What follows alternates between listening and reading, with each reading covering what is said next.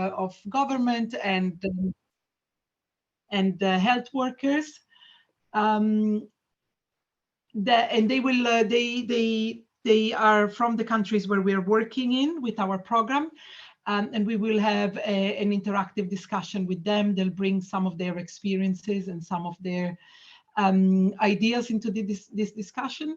And then we'll have some time at the end for a plenary discussion with some questions from all of you from the audience that we'll try to answer as good as we can.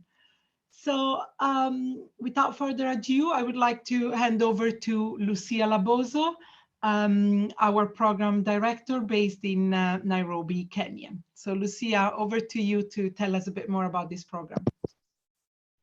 Thank you very much, Olga. Good morning, good afternoon, good evening to all of you wherever you're tuning in from. Thank you so much for making time to join us for this webinar. And we are looking forward to 1.5 hours of interactive and informative session. And we have coincided this session with the International Women's Day very suitably because we are going to be talking about gender transformative advocacy and hearing a lot more about how female advocates together with their allies and health practitioners and government officials are working together to make health for all, and especially for women and children, a reality in our lifetime. Today's theme, the International Women's Day theme, is Embrace Equity. And when we talk about equity, it considers fairness for everyone, regardless of gender, age, orientation, or any identity, or all factors of diversity. So we are hoping that by sharing these tools, we will be sharing the information, we'll be sharing our experiences so that we can embrace equity in all the spaces where we are at personal and professional levels. So I will begin by introducing our program, that is the Evidence for Action MamaYe program. And Evidence for Action MamaYe program is implemented by Options Consultancy Services. And our current project goal, I say current because Evidence for Action MamaYe has been in implementation for quite a while, starting in 2012, being funded by the then DFID. We are currently funded by the Bill and Melinda Gates Foundation, who joined or started funding us in 2016. As you can see from the map, we have footprints in a number of sub-Saharan African countries, but are currently doing active implementation in Kenya and Nigeria. So a lot of the examples that you will hear will come from these two countries, but we do hope that they are applicable and replicable in all the countries which we represent. Next. So this is our accountability model, and it encompasses the multi-stakeholder approach that we take, bringing together all concerned parties, including grassroots advocates, health practitioners, government, and at the center of it is data, as we take a systems approach towards changing lives and ensuring that mothers do not die from preventable causes. This approach reconfigures power dynamics between health system actors by bringing together these coalitions for active and inclusive participation of citizens in RMNCH governance, and also strengthening systems for data use by supporting advocates to assess and use the right evidence at the right time with the right audiences. This leads to improved services for women and children. So you can see that with the data, with the people, and the mutual accountability and regular adaptation, we then use the gender transformative advocacy approaches for the final purpose, or to contribute to quality RMNCH services for women and children, and in this case, in the two geographies of Kenya and Nigeria. Next. Wow. So these are our 3 project outcomes currently. And as you saw, the current phase runs until next year, April of 2024. These are the 3 pillars or outcomes of the program. First is ensuring resilient coalitions. And when you talk about coalitions, what do we mean? Many may be asking. Is that we have, over the years, we worked with individual advocates as well as individual organizations at the grassroots level, at subnational level. And these organizations have then identified the importance of working together, of having a joint voice, and have formed coalitions and consortia in Nigeria and Kenya. So in Kenya, mostly you'll hear the word being used coalitions, while in Nigeria, you will hear slums. SLAM standing for state-led accountability mechanisms, state-led accountability mechanisms. And in general, we use coalitions to encompass all this. And as I said, they are now mainly organizations that have come together to advocate for women's and children's health. The second outcome is on gender transformative advocacy, and the third one is having a sustainable Africa-led movement, a MamaYe collective that is sustainable and providing demand-driven technical assistance to local partners. For more information, please do not hesitate to contact us or go to our website, because we'll not be delving deep into these outcomes. But for any interest, because in the third pillar, we are having we are initiating a collective which we welcome all partners, all civil society organizations to join. Next.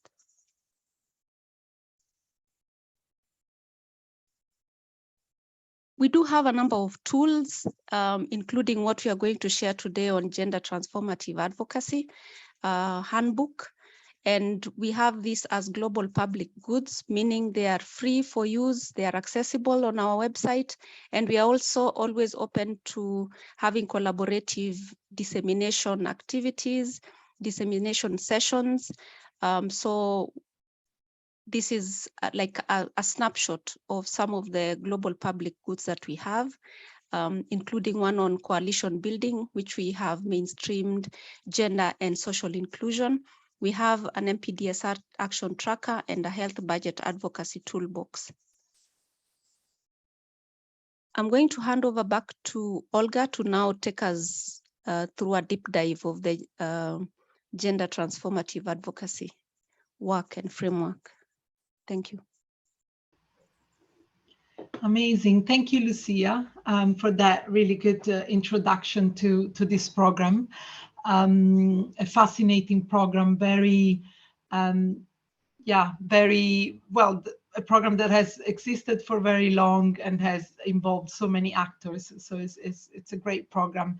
And as Lucia said, you can see in this investment in particular, there has been, one of the outcomes is focusing on gender transformative advocacy and making sure that that is the way that we use to influence RMNCH policy agendas and the way we work and interact with government. So in order to achieve this outcome, we looked at our work so far with the help of the Global Center for Gender Equality from Stanford University, who provided us with some recommendations on how gender could be integrated and taken into consideration in our advocacy work. Based on these recommendations, we conducted a review of our advocacy framework, which was already existent and was used in previous installments. And we developed also a gender transformative advocacy training. This training includes things like an introduction to gender norms, intersectionality, but also a bit of a deep dive on why is gender important when we talk about health, and how does gender influence things like access to resources, access to services, decision-making around health, health-seeking behaviors, and so on. And then the training goes on to then describing what gender transformative advocacy means and how we can do that.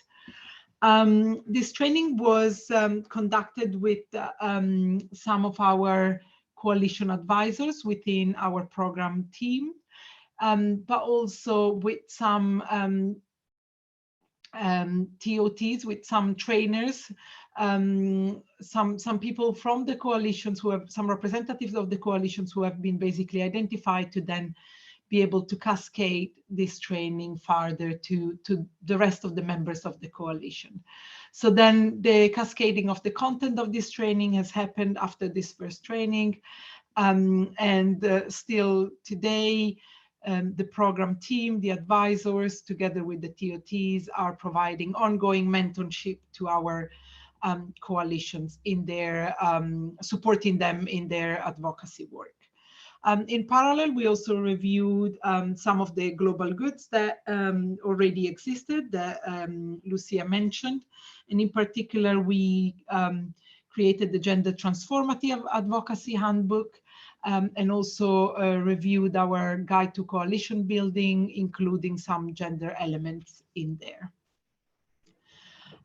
So just to give you a bit of a taster of what's in this handbook and what's in this training and what we understand as gender transformative advocacy, I'm going to start with remind you all what we mean by advocacy. Advocacy is the process of influencing decision makers about developing, changing, and implementing policies. And in the case of our program, E4A-MamaYe, of course, our influencing work is focusing on improving maternal, neonatal, and child health outcomes. So now that we know what advocacy is, how do we make this advocacy gender transformative? In order to explain this, we thought it would be useful to draw a continuum of different types of advocacy that take more or less gender into consideration. So we have a continuum that goes from gender unequal advocacy, where we conduct advocacy, but we don't really recognize gender as an influencing factor in the issues that we advocate for. And then we go all the way to gender transformative advocacy, which is what we want to promote in our work, which is actually, as we said earlier, advocacy that recognizes how gender influences people's needs, level of power, access to resources and services, as well as access to opportunities.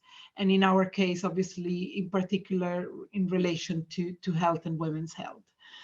This type of advocacy advocates for policies that aim at improving health and health outcomes through reducing gender inequalities.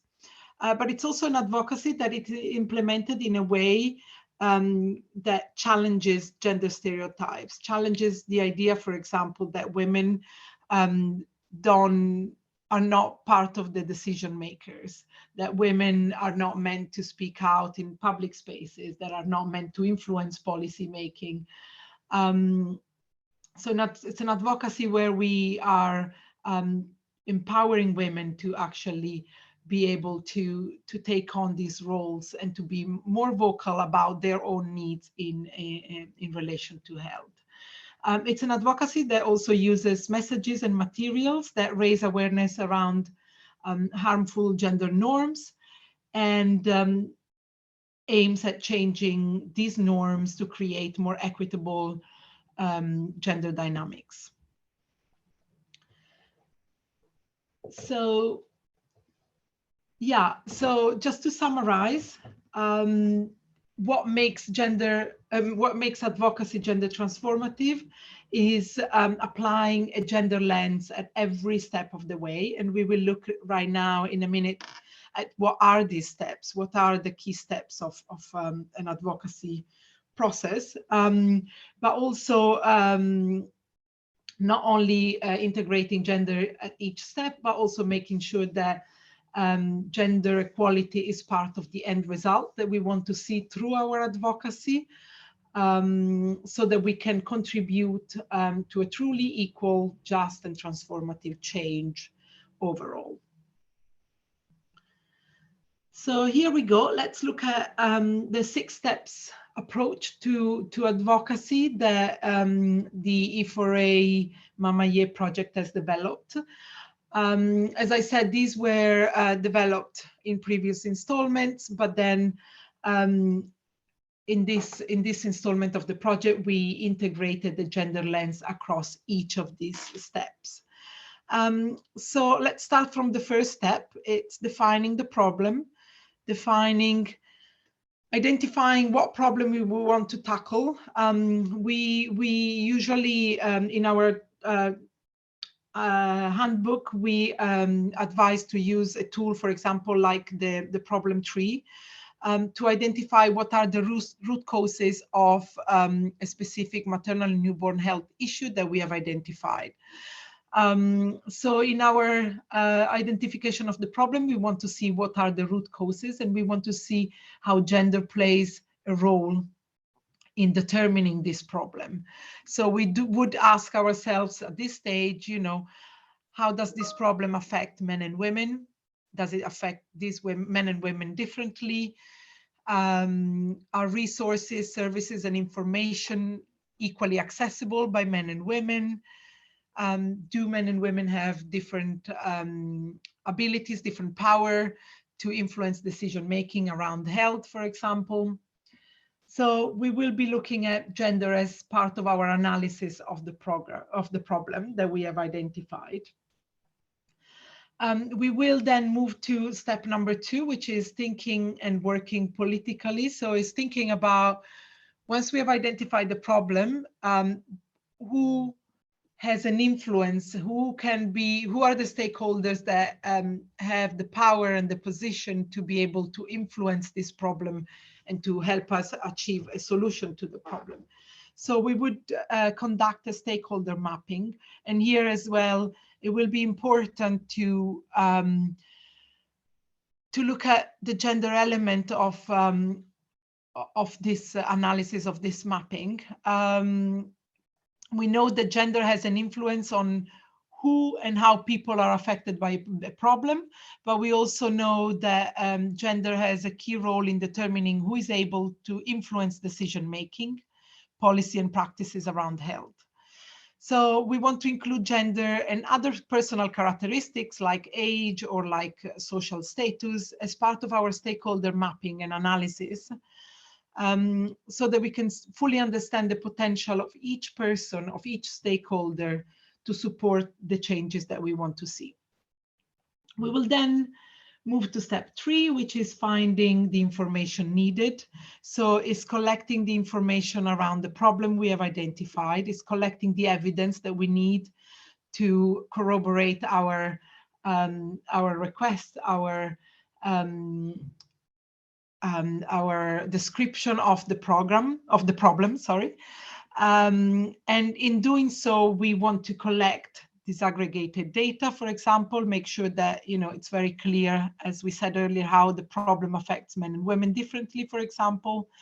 But we also want to collect testimonies directly from community members, from women and men, from those mostly affected by the problem. We want to make sure we give people, in this case, women, a voice, the ability to speak about their issues and how these issues affect them. After identifying the problem, identifying the stakeholders, and collecting all the evidence and the information, we then need to understand what is the solution that we are suggesting, and what is our asks, what is what is our request? How do we want to influence the government and government officials and different counterparts? So using our problem tree that we developed in step 1, we would almost reverse it and develop a solution tree.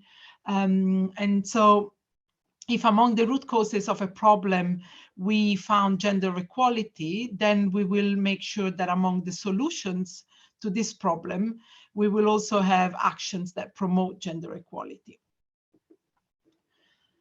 And so we'll come up with our advocacy asks, basically, at step number 4.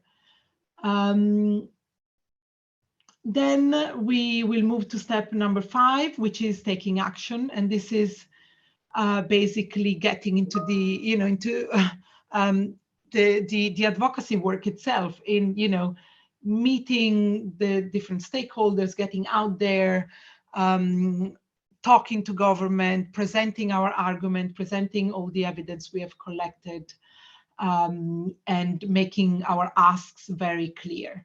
Now, at this step, it's very important that we give women a voice. We give women the opportunity to become advocates for their own rights. We do that in our work, starting from the coalitions themselves. We look at the coalitions we have created, and the way they are structured, the governance of our coalitions, and make sure that even just within our coalitions, women have the opportunity to meaningfully participate, be listened to, but also participate in decision-making and leadership positions. And so once we do that, we will also have stronger women that are able then to also get out there and become advocates themselves. And in this way, we will be challenging through this advocacy work, the idea, as I said earlier, that women might not be involved in decision making, in policy making, and so on. And then the final step of our gender transformative advocacy process, if you want, is tracking the results. And here, we will identify indicators that track changes towards our advocacy asks, but also we want to make sure that these indicators also track changes in gender equality. And we will always make sure also that we use, as said earlier, gender disaggregated data, as well as data disaggregated by other factors that might create disadvantage among different groups. So this is a brief overview of what gender transformative advocacy looks like and how we do this at E4A. But now I want to stop with the theory, and I want to take you with us on a little journey, introducing to you the different panelists that are here with us today, and listening to what they have to say about this work. We call this a journey. This is, we have conducted this gender transformative advocacy training that I mentioned earlier only in September, October last year. So, it might be difficult to already see results or changes in policies, but we will explore today what it means to conduct gender transformative advocacy and how this new concept has changed maybe the way we look at maternal and newborn health and advocacy work more in general. So I'm going to introduce to you our speakers that are here with us today. So we have 3 speakers from Nigeria. We have Nafisa Musa from Kaduna State. She's the Deputy Director of Family and Community Services, in charge of Maternal and Child Health Division. She manages and supervises maternal and child health services across all primary healthcare centers in the state.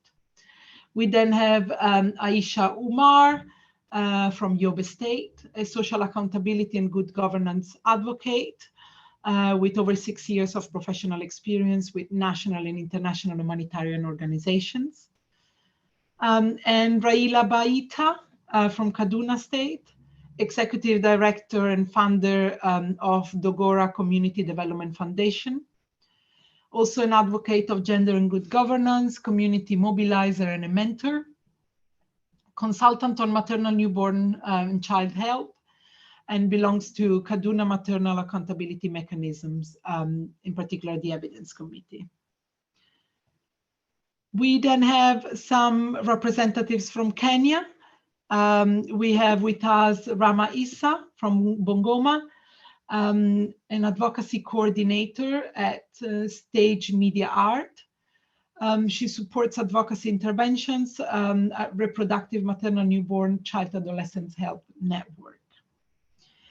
And last but not least, Agrippina Kwoba from Bungoma as well, a registered community health nurse with 20 years working experience, currently coordinating the RMNCH services in the Department of Health at Kandui Sub-County. So welcome to all our speakers, and thank you for joining us here today. I'm gonna start asking you all some questions and bringing you into the conversation. I am gonna start maybe with Rama from Bungoma. Rama, it would be great to hear from you. What is your understanding of gender transformative advocacy so far? Yeah, after we've been working on this for a while now. Hello, everyone. My name is Rahma Issa, and I do coordinate advocacy activity at Stage Media Arts, and I also support advocacy intervention at the Reproductive Maternal and Newborn Child Adolescent Health Network. So, first of all, let me say gender transformative advocacy is a process, and it aims in giving women a voice, and it also aims in bridging the gap between the inequalities that exist within our community. So as Rahma Issa, we've been working together with our coalition in making sure women are given a voice in terms of advocating for maternal and newborn child adolescent health network. So we realized that as a county, we are faced with three major problems. That is low fourth ANC uptake, weak referral system, and teenage pregnancy cases within the county. So when conducting the problem tree analysis, we are able to identify that as part, gender inequality is the major contributor when it comes to women access to specific requirements. That include accessing quality healthcare services within the facility. I'll cite a point maybe during delivery, when a mother wants to access quality healthcare services during delivery. You find out that men have always been dominating in terms of making the decision of when a woman is supposed to go to the facility. So then if a man is not around at the homestead, then a woman risks not to go to the facility on time. And delay in going to the facility on time risks to delay in not receiving the services on time, hence an increment in maternal and neonatal mortality cases. And when you look at the ANC uptake, as a county, we have a low fourth ANC uptake and a high first ANC uptake. The question to ask ourselves is why is it that our mothers are not attending up to the fourth ANC uptake? Since I said earlier that male have always been dominating in making this decision, and because of power gaps that exist within our community, you find out that a woman stands to be told, when do I need to go to the facility? So then you risk a chance of not going up to the fourth ANC uptake. So then it is important to make sure that women and girls have been given a voice, just as Rahma has been given a voice, to be able to speak and to be able to educate other women and girls on the needs of going to the facility and going to seek quality healthcare service within the facility. So then gender transformative advocacy, I'll say, it gives women a voice, and it aims at fighting the inequalities that exist within the community. Thank you. Thank you very much, Rama. This is very useful, and it's great to see that talking about gender transformative advocacy has helped you within the coalition to look at some of the gender causes, if you want, of some of these issues that you have mentioned. Can you tell me if like how this understanding of the root causes of some of these issues have changed your advocacy asks. What is it that you are asking government to do about these issues? First of all, maybe just to say some point earlier, when we were starting our advocacy work, we were looking it on a blanket way, in that we are not putting on a gender lens. But after the training on gender transformative advocacy, we've been able to relook to our advocacy work, relook to our advocacy document, and together with relook on how we are going to address the issues that our county face. So then, putting on a gender lens, we've been able to see in terms of the root causes, the root causes of the problems that we're having. And we've been able to analyze the root causes in a way that we've been able to identify some of the key gender lanes that are hindering our women and girls from accessing the quality healthcare services. So then I'll say there has been a transformation in terms of how we conduct our work. That includes our advocacy document and our approaches. Initially, we were focusing on building partnership and networking as an approach, and evidence-based advocacy as an approach, together with thinking and working politically as an approach. But then you'll find out that currently in all our approaches, we've been able to put on a gender lens when it comes to identifying the key approaches. So then it is important to incorporate women issues together with women advocates when advocating for issues that concern them. So then we've been able to put women at the center of the coalition when it comes to advocating for issues to do with RAMCA. And I'll say it has enabled us to yield a lot of intervention, including an increment in budget allocation for RAMCA. So then I'll say it is important to put women at the core when you're advocating for issues to do with women and girls, because women and girls are issues. Women and girls understand their issues themselves, and when given a chance, when pumped with information to speak for themselves, then we'll be able to yield a lot of interventions. Great, thank you very much, Rahama. That's really interesting and really useful. Maybe if we go, we move to Nigeria and speak with one of our advocates in Nigeria, Aisha Umar. Thank you for joining us today.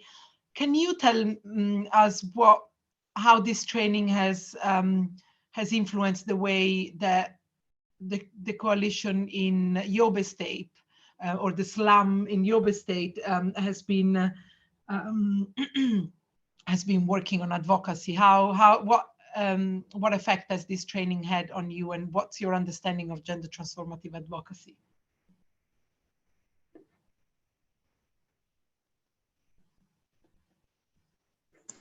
Thank you, Alga. Good day, everyone. My name is Aisha Umar Farouk from Yobe State. So my understanding of gender transformative advocacy.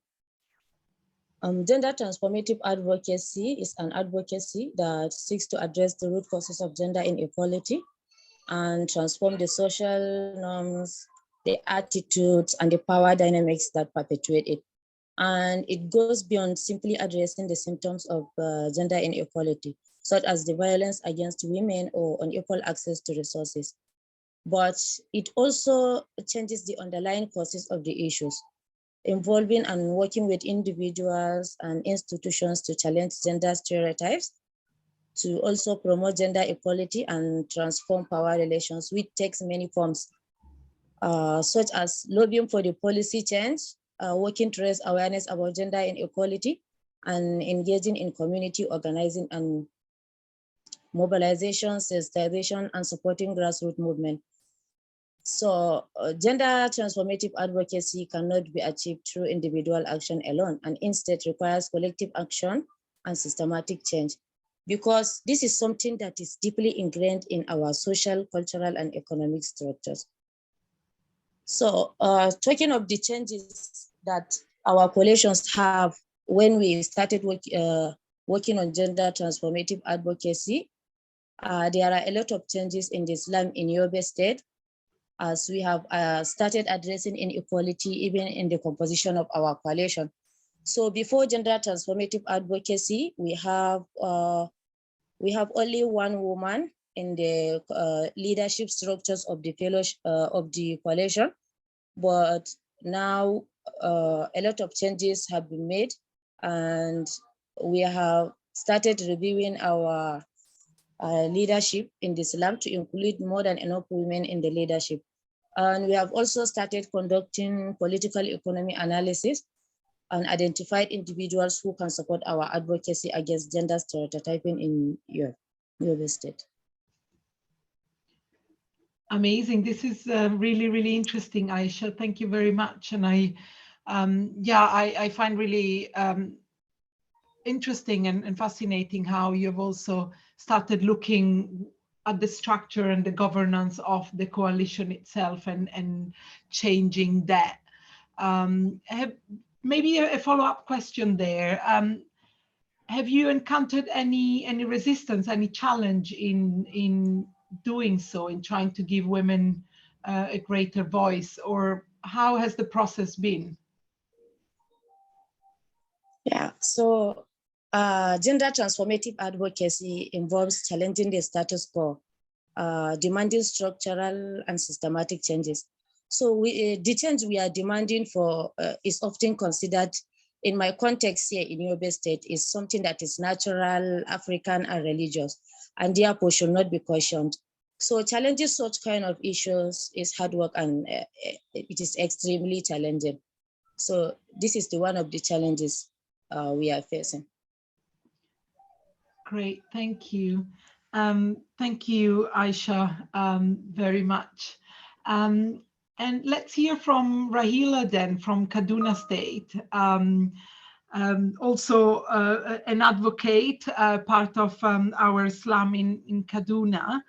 Rahila, can you tell us how things have changed within your coalition, maybe since this training, but in particular, have you already revised some of your advocacy asks, try to integrate some of your gender analysis of the causes of the problems? And if so, what are some of your advocacy asks at the moment? Hello, everyone. I'm Rahila Aisha Kubaita from Kaduna. Presently, as a coalition in Kaduna, we have been working in various advocacy acts in Kaduna with the Gender Transformative Advocacy, which recognizes how gender influences people's needs, power, access, and resources, and even look at the changes to gender norms, the barriers that are affecting, women and the neonatal in Kaduna State. We have, started using the gender lens, as we have adopted that at every step on the way by mainstreaming gender equality in all our advocacy processes itself, as well as, looking at the result we have so far. So in Kaduna, as a coalition, we already had, a bit of women participating fully in the coalition. But presently, we are looking at the structure, the leadership structure in Kaduna, where we can make sure that women are put at the center. As I said earlier, women, like the advocacy subcommittee chair is a woman in Kaduna, where we are actively participating and speaking whenever we go for any advocacy acts with the government. Presently, what we are looking at are the advocacy acts is issue on cash backing around MSDH activities in Kaduna. We are lucky, I can say, that Kaduna, in the issue of budget line or releases, Kaduna has been doing even above the Abuja Declaration of 2001. The budget line for Kaduna for health is about 15.93%, which is above that. But the issue presently that we are working on now as a coalition is the issue on cash backing, especially around FP commodities. and other services at the facility. And we are also looking at the infrastructure and the staffing around the health centers where our women can go and access quality health care, because those are the challenges that are coming up in the communities where they go for ANC or go to access any services. There is a delay in some of the facilities, and sometimes it's the non-involvement of the male in the issue of ANC in Kaduna. So the coalition is working around that to see how the gender transformative advocacy can be cascaded down to the community structure, where we will now involve our development committee groups in the community to belong to the Kaduna, to the network, the coalition in Kaduna, so that we will not only be using them as gatekeepers, but they can also be part of the coalition, and also youths can also belong to the coalition, so that when we have issues around that, they will speak for themselves, not we representing them as we used to do early. With the gender transformative advocacy, it has also helped us to, structure the combination of groups in the coalition, where from now, anytime we go for any advocacy, women are given the speakership where they present the issue.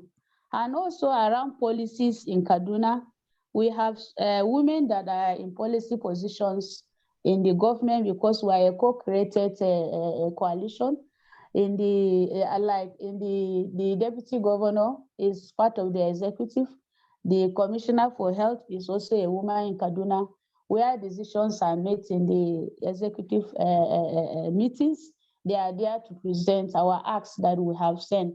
And even CADMAM as a group has been given a slot where we attend human capital development meetings to present the acts directly to the policymakers, where they take decisions. But the real problem we are having is cash backing in different MDAs, where it also become a problem for them to give quality service on time and also affordable one. At the communities, we have issues around husbands, mother-in-laws who take decision, because the woman in the community is seen to be a woman that should not be hard speaking, but it should be seen to obey all things that are happening. So at that stage, we want to see as a CADMAM, after this gender transformative advocacy, we have been working around to see how women should be empowered to be able to make decisions, not only in a way where it will bring conflict because of the cultural and the religious belief in where we live. We still believe that they see that women should be submissive, but around health, we want to see a woman that can make decisions without any interference.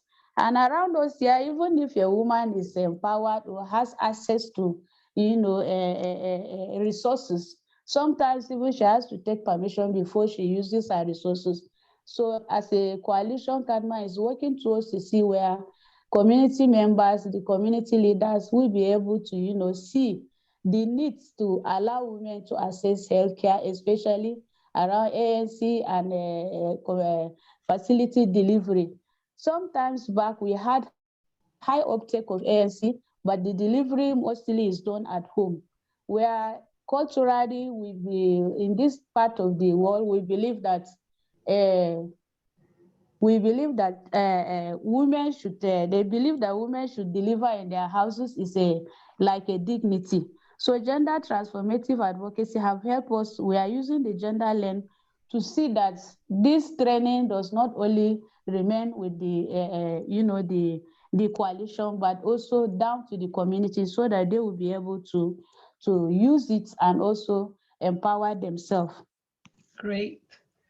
Thank you, Rahila. This is really useful, and it's really nice to see the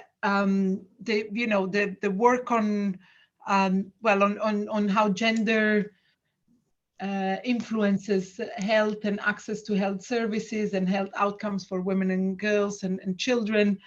You know, it's been useful not only for your interaction and the way you work with the government and your asks to the government, but it's also been useful for the way in which the coalition members interact also with communities and engage with communities and the key stakeholders within communities. So this is, yeah, this is really, really interesting to see. So thank you for that, Rahila. Now I would like to hear, maybe staying in the Nigeria context and in Kaduna State, it'd be great to hear from Nafisa, who is part of the coalition, but she's also part of the government. She's a representative of the government. So it would be good to hear from you, where do you see, why do you think gender transformative advocacy is important when we talk about maternal and newborn health? But also, where do you think might be the challenges for this type of advocacy? Nafisa, over to you. Okay, good afternoon all. My name is Nafisa Musa Isa, and I work with Kaduna State Primary Healthcare Board as the Deputy Director in charge of Maternal and Child Health Division.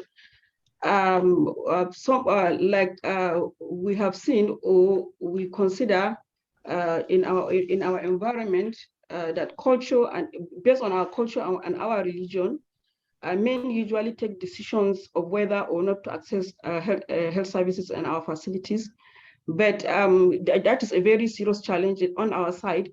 But with the existence of a functional community structure in the state, such as the formation of this community MPDSR, as well as other structures like the community volunteers, as well as community health influencers and promoters that Kaduna State has adopted, we are able to come up to resolve those challenges that we are facing, whereby the community volunteers are structures that are functional in the community, where we know they are it's a structure of the state that community are oriented and empower, and women are empowered and men are involved so that they can participate and allow women to be empowered and take decisions about their health and about the health of their children. So I think this has strengthened the referral system from the community to the facility to access services. And we have seen that it's a Kaduna State policy that those volunteers must provide their services in an integrated manner, where all MNCH indicators are captured, and they must be able to create awareness based on those MNCH indicators, and constantly be making referrals to the facility. And also at the facility, there's an integrated service delivery where women are given services based on their need, and every day, and they cannot be denied from those services at the facility because that's the decision of the state. So just like what Rahila has said, that we are having challenges for us to be able to see a better achievement in terms of this, in terms of gender transformation, for allowing women to access services is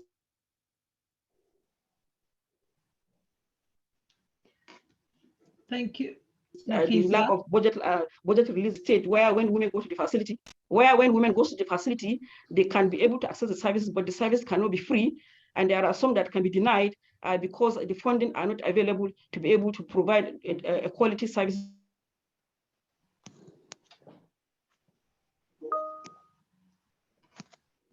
in the facility. Thank you. Hi, Nafisa. Sorry, I think the line was a little bit disturbed. Can you repeat the last point around free services, or like having financial means to access the services? Okay, what I said is that are having challenges in the area of cash backing, where women, when they get to the facility, they cannot be able to access those free services, or not be able to access quality services as expected. So those are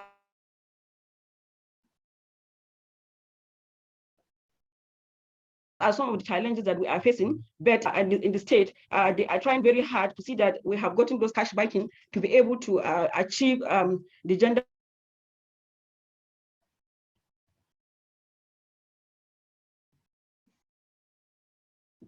Great, thank you, Nafisa. I think the line is a bit disturbed. Yes, the network. Yeah, the network is probably not great. But I think we got your main messages, Nafisa, and that was very interesting. I did want to ask you a follow-up question, but maybe maybe I can ask Agrippina, who is a registered community health nurse, about you know, challenging gender norms Services within at the facility. Oh dear. Sorry, I think there is a bit of delay there, but I don't know whether I'm being heard. Sorry, I had interruption with the network. yes, Nafisa, we heard you. We heard most of your answer. Thank you very much. I was just gonna move and ask a question to Agrippina in terms of, you know, being part of an institution like the health system, you know, and being a woman working in the health system, how do you find, you know, do you find any challenges as a woman to be heard and to speak out and to participate in decision making? Thank you. Hello to everyone. I'm Agrippina Kwaba. When it comes to challenges in my service delivery as a woman, currently there isn't much, but sometimes back, women were looked down upon that they did not have equal chances in the workspaces like men. But in the current times, given to our country, Kenya, where they are giving the 2/3 gender rule, that women are also being given enough space to work in the government or in the workspaces. It has become a bit easy for us to be able to deliver our services, to be able to maneuver, and even to present our issues to our bosses. We are heard, and at the moment, it's not much of a big challenge. That's great. So do you see then there is a role for you as a health nurse to be also an advocate within the system for women's and maternal and newborn health rights, and how do you do that? How do you try and influence things? Yes, as a woman, and more so in the reproductive and maternal health, I have an equal chance to be an advocate on women and gender issues, whereby we are advocating for women. As you heard from Rahma Isa, we've been having a challenge in the antenatal care uptake in our health facilities.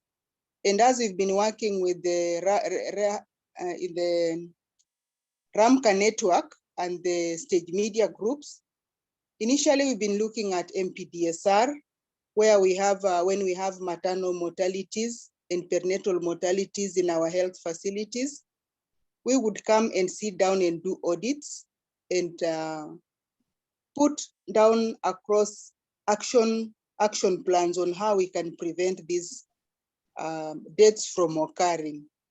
But much so, it was not producing fruits. So we went down with the coalition, that's the RAMCA network group, and we wanted to understand more. Why is it that women are dying from pregnancy-related issues? So with a gender lens, we went down and sampled one of our community health units and engaged different groups to get to understand what is happening to the women. So we engaged men separately. We engaged community health workers or volunteers separately, and we also engaged women separately.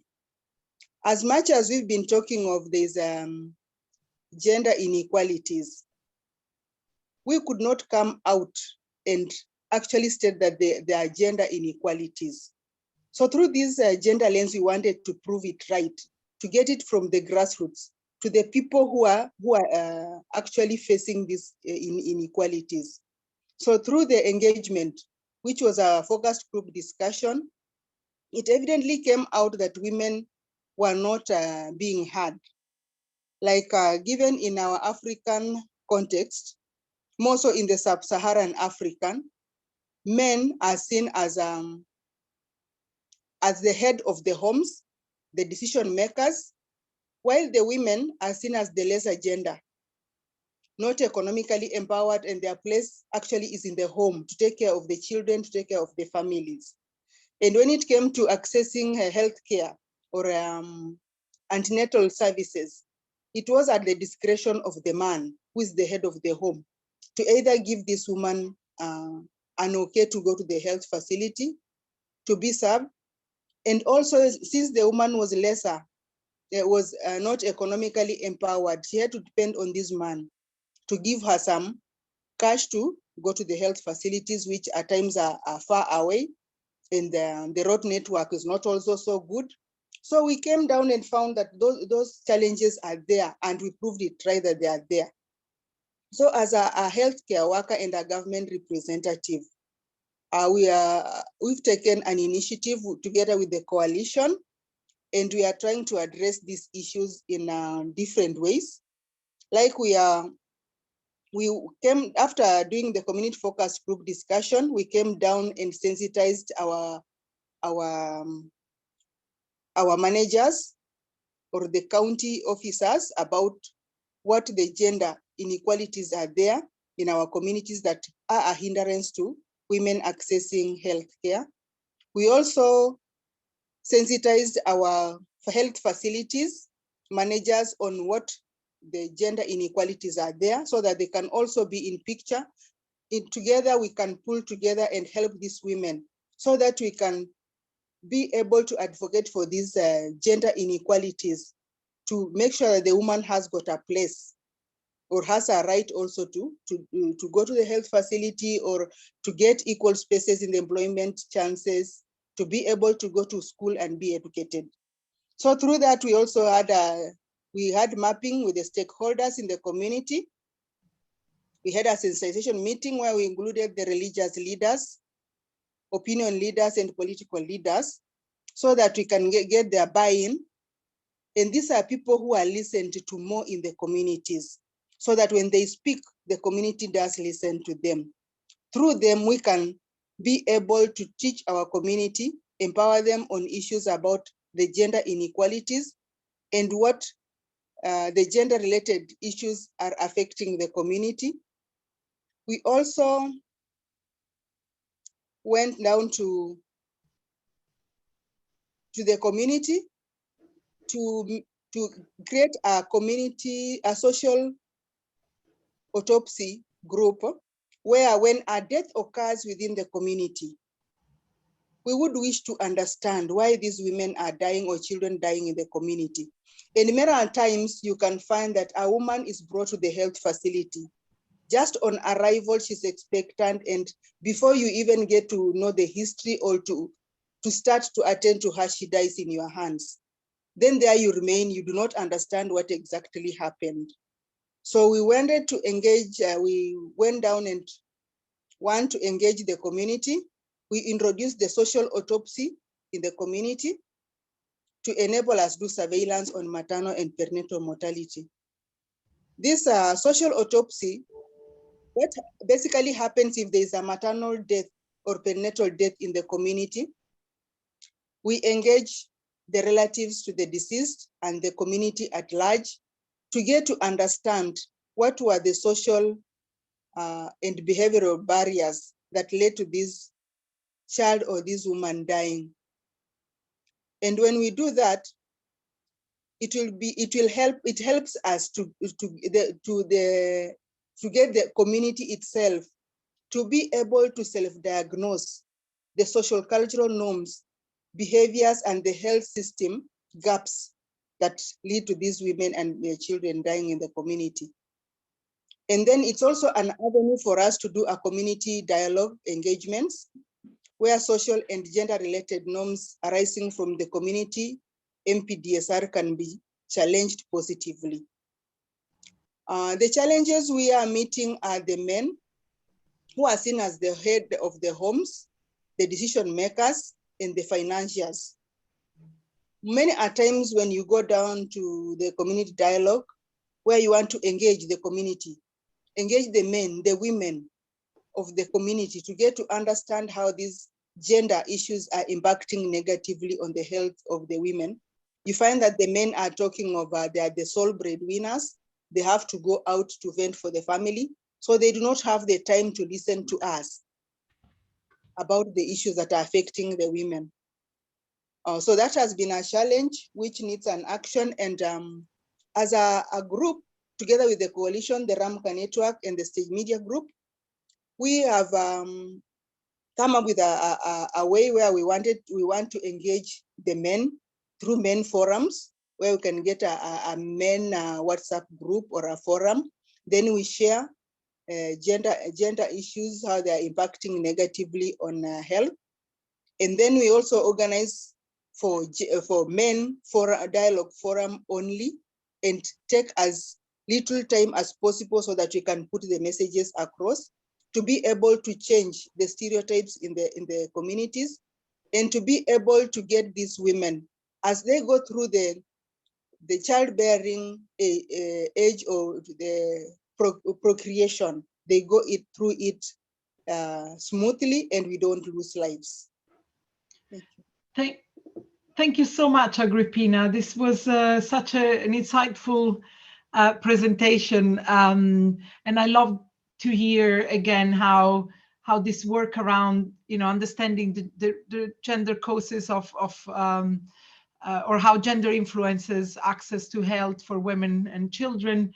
How all of this work has then translated into not only engagement with the government, but also engagement with the communities directly, which is amazing. And also thank you so much for also mentioning the work that the program is doing to promote the social autopsies or community MPDSR, which is, as you said, a way to try and understand what are some of the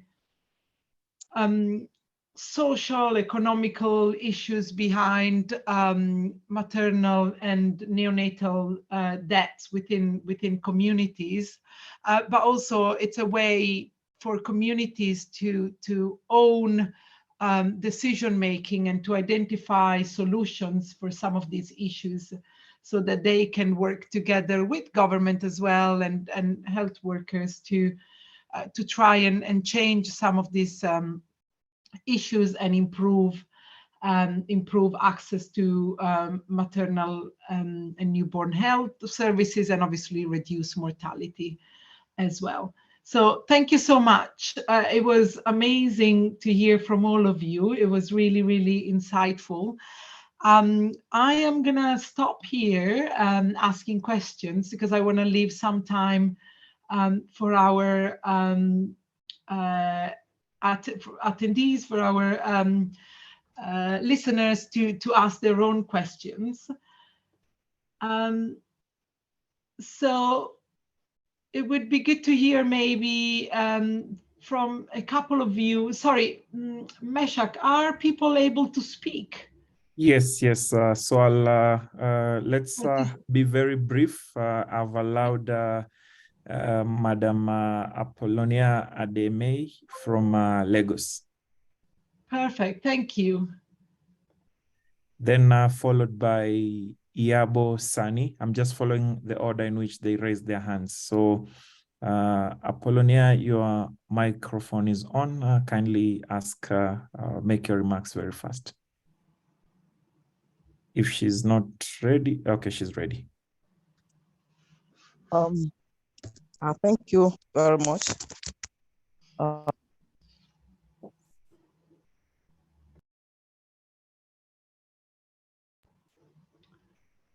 Hello, Apollonia, we can't hear you.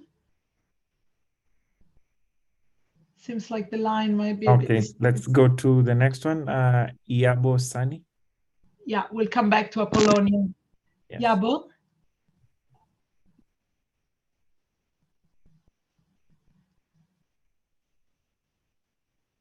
Hello, Yabo, can you hear us? You have to unmute yourself.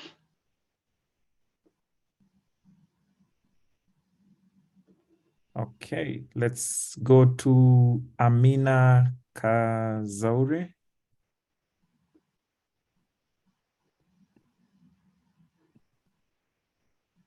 Hello, Amina. Would you like to ask your question?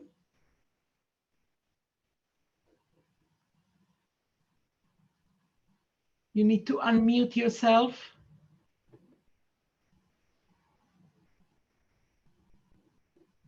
Oh, we have no luck with Okay, this.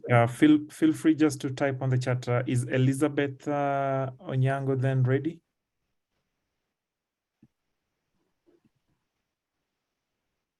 Meshak, are we sure people can unmute themselves? Yes, I think they don't know can. that they are raising their hand, Meshach. Okay. So I think Elizabeth. they don't know, yes. Okay. Yes. Okay, shall we try again with Apollonia, who was trying to say something? Otherwise, we'll go to the Q&A in the chat. Apollonia? As Apollonia, I can see she's no longer on the list here. So Okay. Adebayo.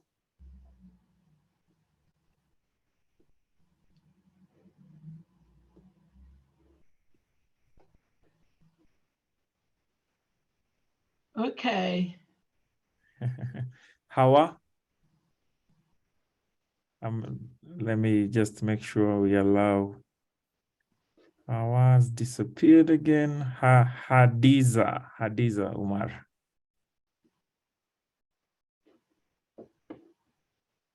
Okay, can I ask whoever wants to ask a question, just come in and ask?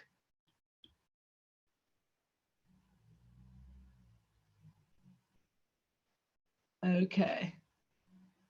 Okay, great. So you could probably read the questions the panelists had on the chat and how they were able to respond. Check the Q&A. Yeah, it seems like, Meshach, it seems like people can't really unmute themselves. Anyway, maybe you want to check that. And I'll, in the meantime, there is a question here from Francie Mwanza, asking a question to Agrippina. Hello. Oh yeah, Hello? Hadiza, here you go. Yeah, finally. Sorry about that. No problem. Hello, everyone. My name is Hadiza from Kadmam, Kaduna State. Very, very interesting discussions going on, and it's so consoling to see that there's a lot of learning going on from these sessions, because maybe because we're all Africans, we have similar scenarios going on that are barriers to women accessing health services and also creating a lot of health havoc for us within our communities. It's really interesting to see this happening. And I'm just trying to, as this session is just going on, I'm just looking at a situation where if we could have like a community of practice where we could continuously share, learn, unlearn, and also work together to identify strategies and across the different countries where we could be able to help each other address these situations. Because while the last speaker from Kenya was speaking, it was just like a reflection of scenarios we have seen happen here in Nigeria, where women come and die at the last minute, because when we check to find out the history of what happened, it might be just a simple case of her husband was not around to give the permission for her to be taken to the hospital and stuff like that. So I'm just so excited and happy, and I just wanted to express my joy and for being part of this session. Very, very insightful. Thank you very much to the panelists, and thank you to the host. Bye. Yeah. Can you hear me? Yes, Okay. Hawa, please. Yeah, Yeah, you go ahead. Yes, in addition to what Hadiza just said, I'm actually wondering, when Agrippina said they engage with men, you know, who are heads of families, and they still don't understand the issue. And I want to give a scenario of what we did when we were introducing the reproductive health in Kaduna around 2010 or so.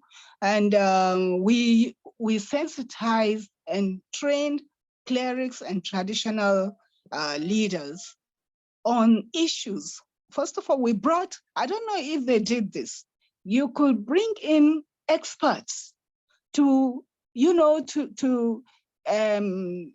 talk to them, the clerics, these stakeholders, on reproductive health generally, and how it impacts on the families, you know, negatively and positively, and let them understand and tease out issues that support reproductive health in the text, the scriptures. Then they will understand more, ask questions, and then go back and replicate, and then try to support, because they will then understand that if a woman dies and leaves the children become orphans, and they will not grow the way they should grow within the family. But if the mother is supported, you know, to go through pregnancy and childbirth successfully and safely, then she will survive, the child will also survive, and the woman will, you know, look after her children perfectly and with quality. If they understand that, the children who are left after the death of the mother become a burden on the family, the extended family, I think they will support whatever you're bringing to the table as far as reproductive health is concerned. Thank you.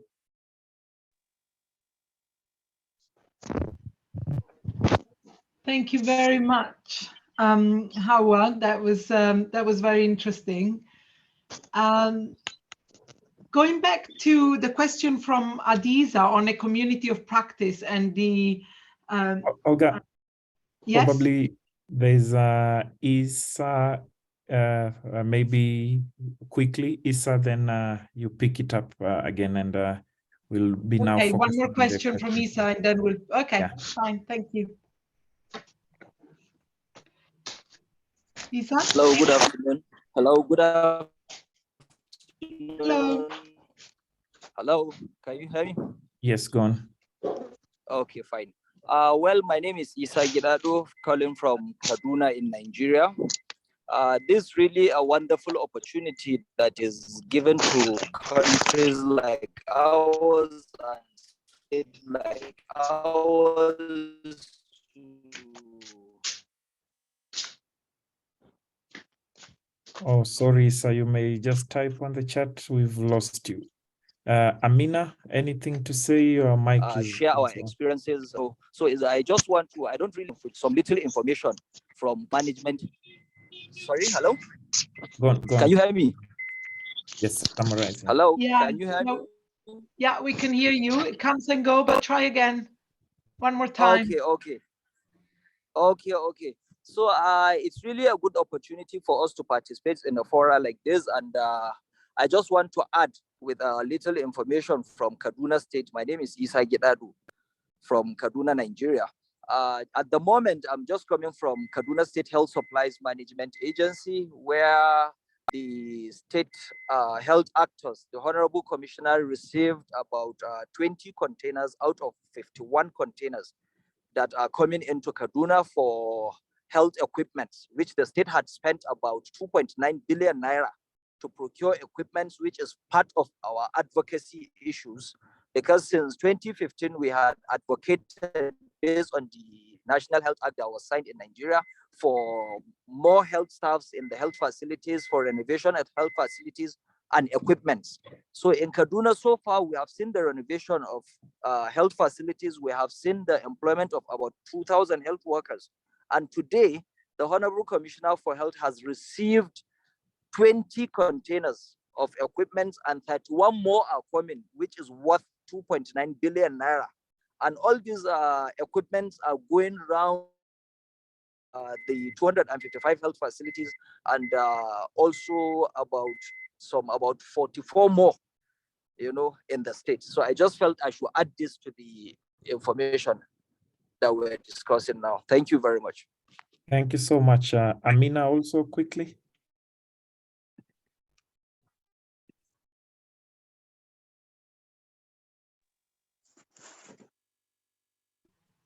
Over to you, Olga, then. Okay, thank you very much. Thank you very much, Isha, for this, for adding this information. This is really, really good news. And thank you, Howard, as well, for adding your view. I think the only question was actually from Adiza on a community of practice. And I wonder maybe if Lucia wants to respond to that, maybe talking about the collective that we are creating. I know you've mentioned that at the beginning, but maybe it's worth mentioning this again.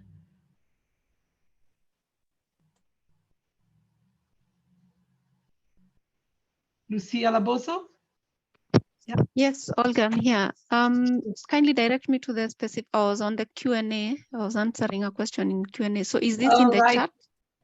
Yeah, no, I was, the question was the one from Adiza, asking about a community of practice. It would be good to have a forum where different organizations working on these issues can come together. So I was wondering if you wanted to say maybe a couple of words on the collective that we are working on.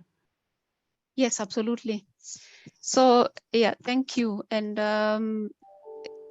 as I mentioned earlier, and we are also happy to really provide much more information about the collective, is that through the work that we have been doing and the butterfly effect that we are really seeing, from the bottom up, having a lot of conversations at the community level, at the CSO grassroots level, all the way to national and even regional level.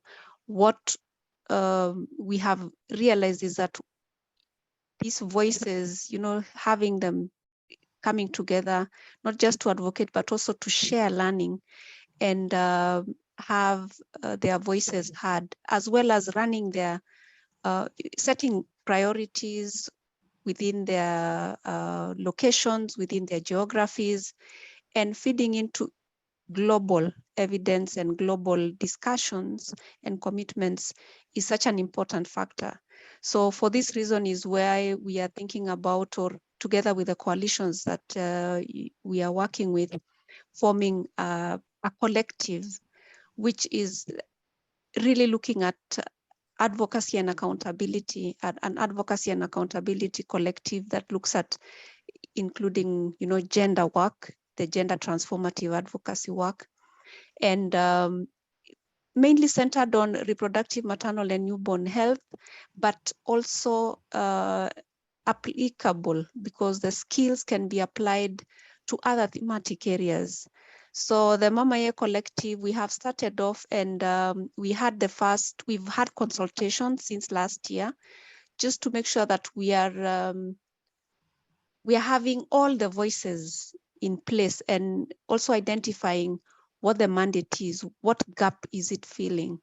And we had a first webinar where we shared these findings. That was in February. And the coalitions, the CSOs have set up, have selected an interim working group.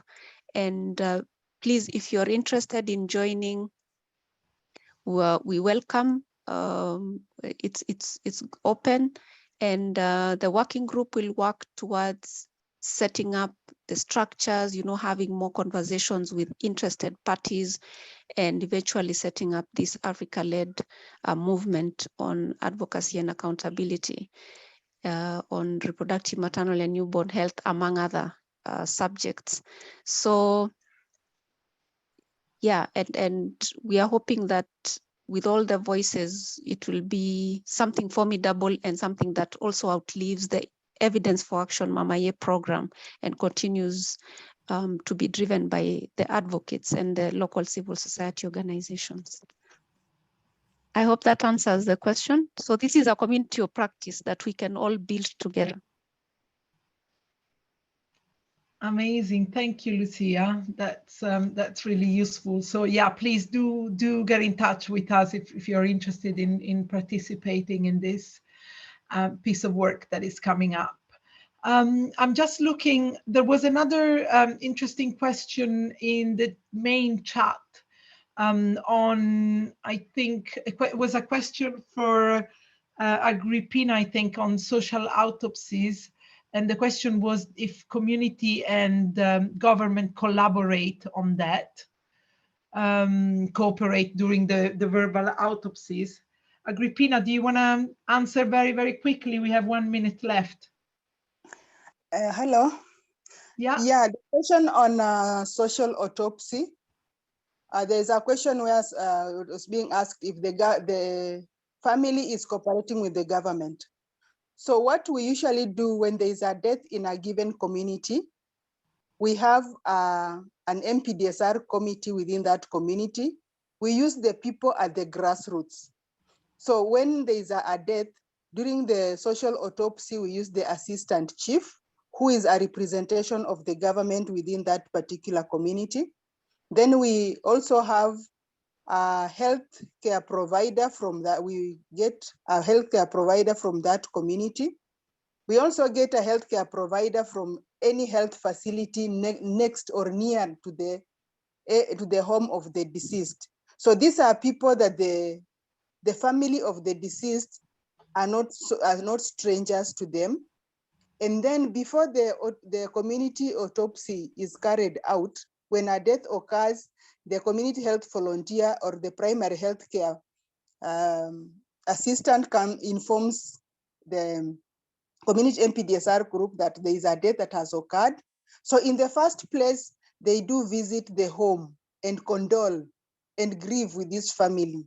In so doing, you are getting closer to them, you are sharing, and many at times you get even to understand. You get to hear those stories that are being talked around that home, that this is what led to so and so passing on and all that. So when you go back, you usually give them time. After burial is now when they go back for the social autopsy. So when you go back, you are not strangers anymore to this family. You went and condoled with them. So there was a rapport that was created. And then during that initial visit, there are some points, key points that you managed to pick.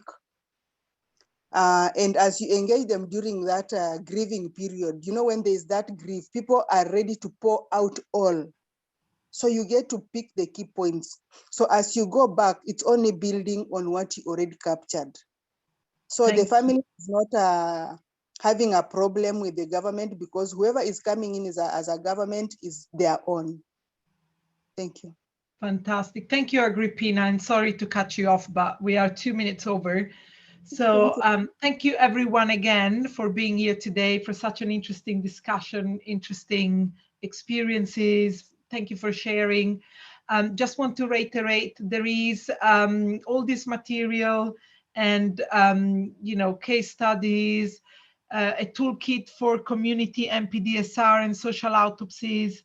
Everything can be found on our website, so please do visit the website and do get in touch if you want to know more. So thank you everyone again, and happy International Women's Day again.